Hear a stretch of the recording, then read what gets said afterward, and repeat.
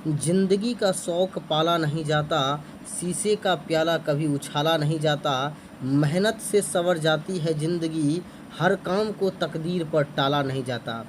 Hello dear friends, I hope आप लोग अच्छे होंगे और अपने तैयारी में लगे होंगे। तो सबसे पहले आइए स्टार्ट करते हैं। कुछ महत्वपूर्ण क्वेश्चन हैं जो कि आगामी आपके एग्ज़ाम के लिए इम्पोर्टेंट है, चाहे वो किसी भी एग्ज़ाम के लिए हो, चाहे बीपीएससी, एसएससी, दरोगा, रेलवे। तो आइए देखते हैं सबसे पहले महत्वपूर्ण क्वेश्चन में। तमिलनाडु में कावेरी नदी पर निर्मित बांध है, उस बांध का नाम है मेट्टूर परियोजना, मेट्टूर बांध, याद रखेंगे। उत्तर प्रदेश की सबसे बड़ी परियोजना का नाम है रिहंद परियोजना, बार बार एग्जाम में पूछा जाता है। राजस्थान के भीलवाड़ा जिले में कोठारी नदी पर स्थित बांध जो है, निर्मित बांध है, उसका नाम है मेजा बांध। ठीक है, किस राजस्थान के किस जिले में है? तो भीलवाड़ा जिले में। किस नदी पर? तो कोठारी नदी पर। जम्मू कश्मीर के डोडा जिले में चेनाब नदी पर निर्मित बांध यानी परियोजना का नाम क्या है? तो बगलिहार जल विद्युत परियोजना। ठीक है, हाइड्रो इलेक्ट्रिसिटी है बगलिहार। जम्मू और कश्मीर के किश्तवाड़ जिले में चिनाब नदी पर निर्मित बांध है, तो परियोजना दुलहस्ती परियोजना। किस नदी पर है? तो चिनाब नदी पर।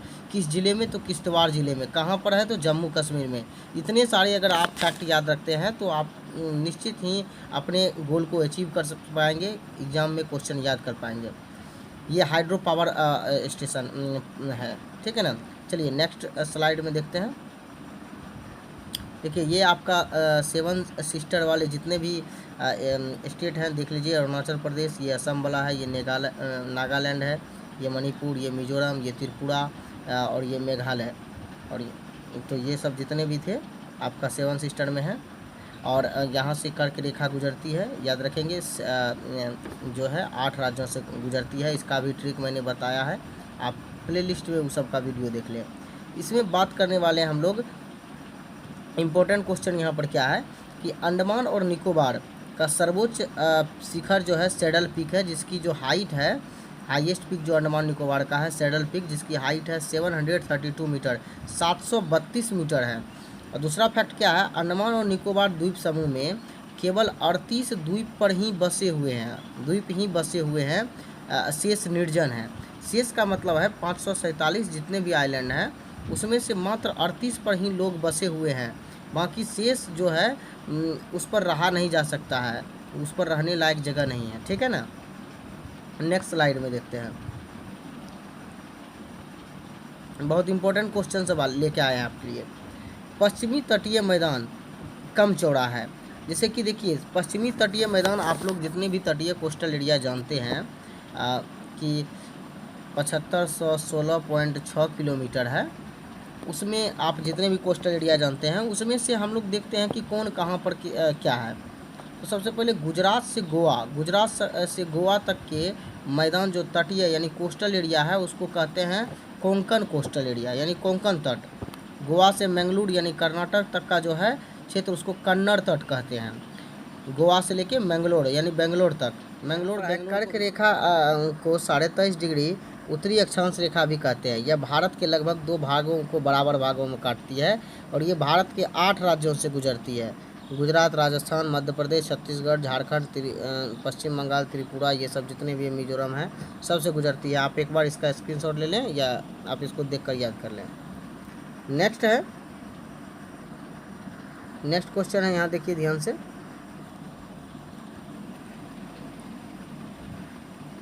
इसका क्वेश्चन है इसमें, तेलंगाना और नलकोंडा जिले, तेलंगाना के नलकोंडा जिले और आंध्र प्रदेश के गुंटूर जिले में मध्य निर्मित है।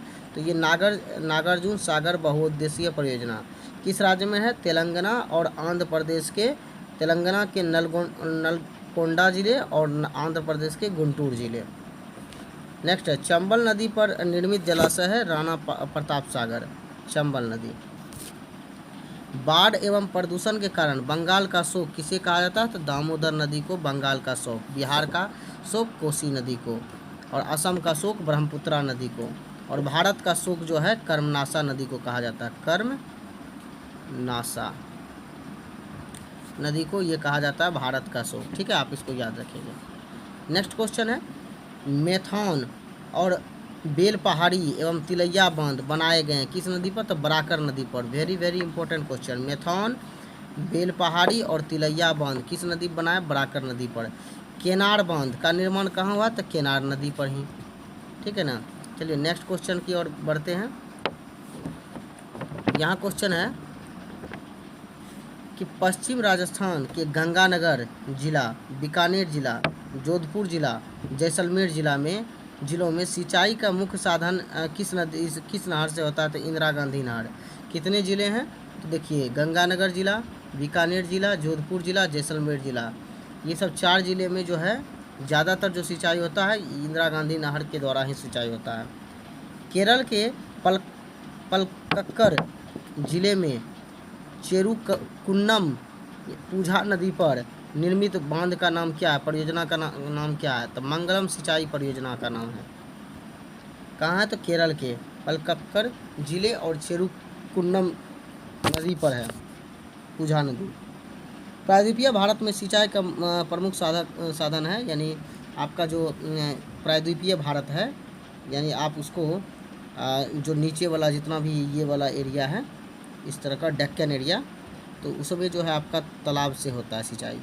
दक्षिण भारत में सिंचाई व्यवस्था का अग्रदूत माना जाता है सर आर्थर कॉटन को। और यहाँ पर है कि सारण सिंचाई नहर निकलती है गंडक नदी से। ठीक है। चलिए नेक्स्ट स्लाइड में देखते हैं। कहता फरक्का नहर का जल क्षमता कितना है? तो 40,000 क्यूसेक, यानी पानी की बहाव को क्यूसेक मीटर में नापा जाता है, इसलिए क्यूसेक लिखा। 40,000 क्यूसेक फरक्का नहर। ये कहाँ है? तो फरक्का बांध है आपका पश्चिम बंगाल में। इंदिरा गांधी नहर का उद्गम स्थल है हरिके बैराज। कहाँ है? तो हरिके बैराज। सतलज, रावी, व्यास नदी, ये सब जो जल ग्रहण करता है, जल प्राप्त करती है इंदिरा गांधी नहर से। सतलज, रावी, व्यास नदी से जल प्राप्त करती है। इतने सारे नदी से कौन नहर जल प्राप्त करती है? तो इंदिरा गांधी नहर जो है आखिर अपना जल कहाँ से लेती है? तो सतलज नदी से, रावी से और व्यास नदी से। कोरोमंडल तट पर स्थित है बकिंघम नहर। बहुत इंपॉर्टेंट क्वेश्चन पूछ सकता है। कोरोमंडल तट पर स्थित कौन सा नहर है? तो बकिंघम नहर। बकिंघम पैलेस कहाँ है? तो ये है इंग्लैंड के लंदन में। आपका बकिंघम नहर है कोरोमंडल तट पर, वो इंडिया में है। नेक्स्ट क्वेश्चन है हरियाली योजना संबंधित है तो बंजर भूमि के विकास के लिए जल ग्रहण से। समझे? तो बंजर भूमि के विकास के जल ग्रहण से हरियाली योजना संबंधित है। नेक्स्ट आते हैं। नेक्स्ट में है भोजपत्र वृक्ष। भोजपत्र वृक्ष मिलता है हिमालय में, यानी भोजपत्र वृक्ष जो है ये वृक्ष का नाम है। ये कहाँ मिलता है? तो हिमालय में। पश्चिमी हिमालय में देवदार के वृक्ष पाए जाते हैं। तो 1500 मीटर से अधिक ऊंचाई पर आपको मिलेंगे कौन सा पेड़? तो देवदार वृक्ष मिलेंगे। कहाँ पर? तो पश्चिमी हिमालय में।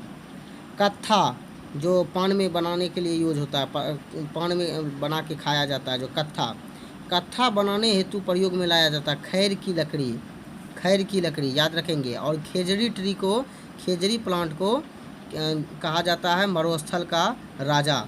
ठीक है ना। मरुस्थल का राजा किस प्लांट को कहा जाता है? तो खेजड़ी प्लांट को। और खैर का यूज किस में होता है? तो कत्था बनाने के लिए। जंगल की आग के नाम से किसे जाना जाता है?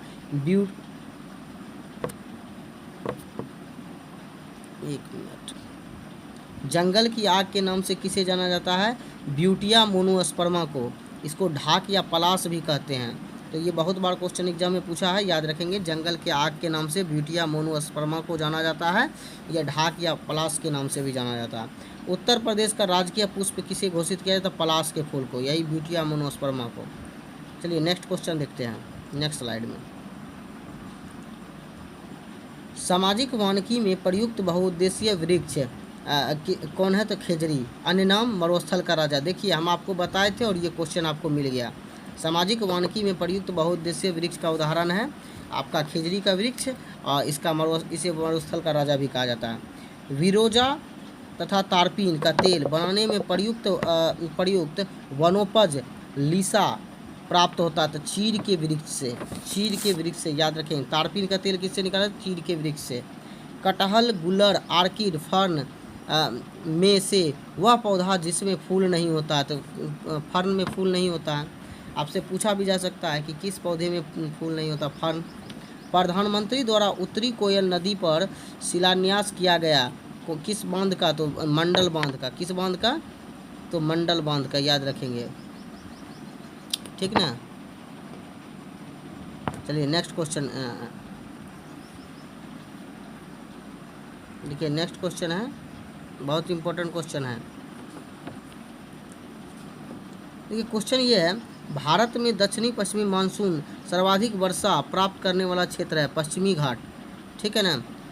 वेस्टर्न घाट है और पूर्वी हिमालय है और मेघालय है। और मेघालय के मानसीन राम में ही दुनिया का सबसे ज़्यादा बारिश होती है। और दूसरा स्थान पर चेरापूंजी, ये भी डिस्ट्रिक्ट मेघालय का ही है। नेक्स्ट क्वेश्चन पर आते हैं।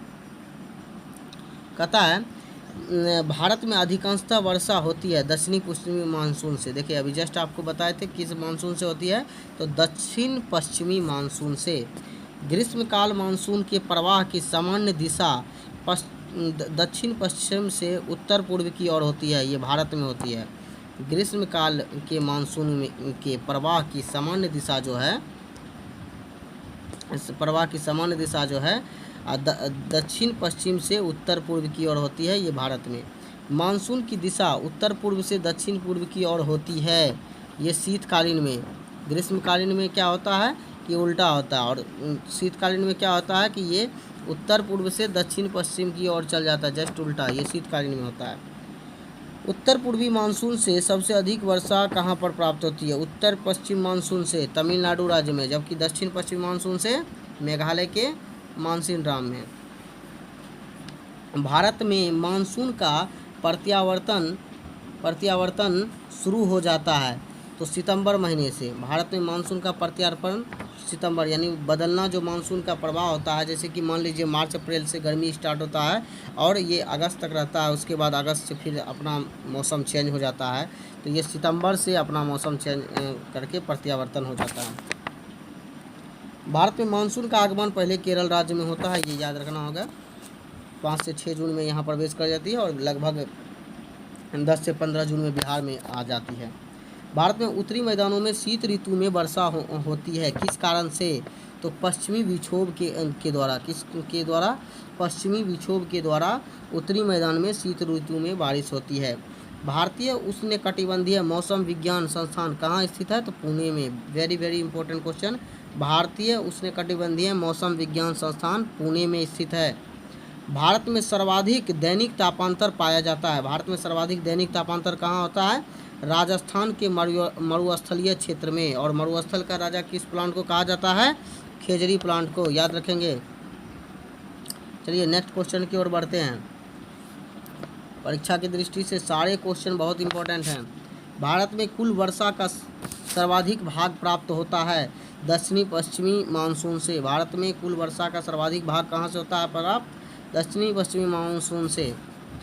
ग्रीष्म ऋतु में भारत के उत्तरी पश्चिमी भाग में तापमान बहुत ऊंचा हो जाता है, ठीक है, जिस कारण से वहाँ पर विकसित हो जाता था निम्न वायुदाब क्षेत्र। देखिए ग्रीष्म ऋतु में, यानी सबसे पहले जो होता है गर्मी के सीजन में, भारत के उत्तरी पश्चिमी भाग में तापमान बहुत ज़्यादा हो जाता है। जब बहुत ज़्यादा हो जाएगा तो वहाँ का हवा गर्म होकर ऊपर उठ जाता है, तो वहाँ पर हवा बिल्कुल ही नहीं रहता है, तो वहाँ पर निम्न वायु दाब का क्षेत्र बन जाता है। और दूसरे जगह का हवा वहाँ पर बहुत तेज़ी से वहाँ पहुँचने की कोशिश करती है, जिसके वजह से वहाँ पर क्या हो जाता है, चक्रवात देखने के लिए मिलता है। क्या देखने के लिए मिलता है, चक्रवात। चलिए नेक्स्ट क्वेश्चन है, देखिए हिंद महासागर ग्रीष्म ऋतु में भारत के उत्तरी पश्चिमी भाग के अपेक्षाकृत ठंडा रहता है, क्योंकि वहाँ पर बना रहता है, क्या बना रहता है, वायुदाब। क्या बना रहता है, वायुदाब। कहाँ पे पूछ रहा है, हिंद महासागर ग्रीष्म ऋतु में भारत के उत्तरी पश्चिमी भाग के अपेक्षाकृत ठंडा रहता है। तो ठंडा रहता है तो क्योंकि वहाँ उच्च वायुदाब है, क्योंकि वहाँ हवा बिल्कुल बहुत कम नहीं हुआ है, वहाँ बहुत ज़्यादा है, इसलिए वायुदाब वहाँ पर ज़्यादा रहता है। वहाँ पर हाई प्रेशर बेल्ट बना रहेगा, ठीक है ना। और जहाँ पर वायु ख़त्म हो जाए तो वहाँ पर निम्न दाब यानी लो प्रेशर बेल्ट बनेगा। जब मानसून पवनें 2 सप्ताह या इससे अधिक अवधि के लिए वर्षा करने में असफल रहती है, तो वर्षा काल में शुष्क दौर आ जाता है, इसे क्या कहते हैं? मानसून का विच्छेद कहते हैं। क्या कहते हैं? मानसून का विच्छेद कब होता है? जब मानसून पवनें 2 सप्ताह या इससे अधिक अवधि के लिए वर्षा कराने में असफल रहता है, तो वर्षा काल में शुष्क आ जाती है, वर्षा काल में भी शुष्क पड़ जाता है, इसे मानसून का विच्छेद कहते हैं। नेक्स्ट क्वेश्चन है, इंटर ट्रॉपिकल कन्वर्जेंस जोन्स यानी ITCZ फुल फॉर्म होता है इंटर ट्रॉपिकल कन्वर्जेंस जोन। एक निम्न वायुदाब पेटी स्थित है भूमध्य सागर के निकट। कहाँ पर? भूमध्य सागर के निकट, यानी 0 डिग्री अक्षांश कह सकते हैं, 0 डिग्री अक्षांश।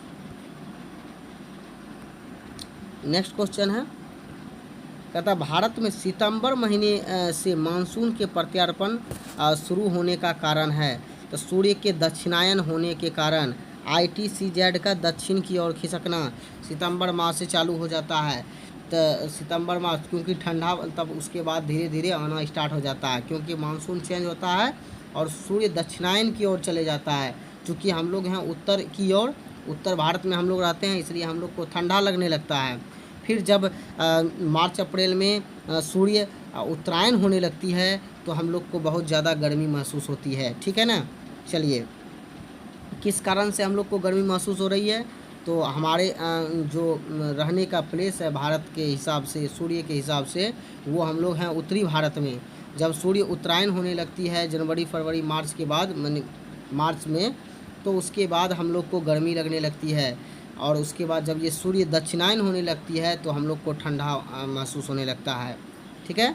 चलिए, नेक्स्ट क्वेश्चन है, भारत की औसत राष्ट्रीय वर्षा है, भारत की औसत राष्ट्रीय वर्षा है, एवरेज जो वर्षा है वो 1127 मिलीमीटर है, 1127 मिलीमीटर है। ठीक है ना? एवरेज में।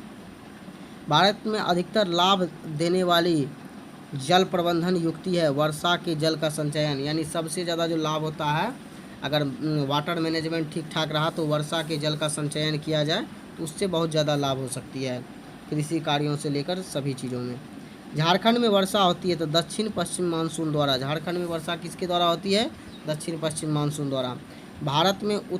भारत में मरुस्थलीय विकास योजना क्रियान्वित होती है, भारत में मरुस्थलीय विकास योजना क्रियान्वित होती है लगभग 40 जिलों में।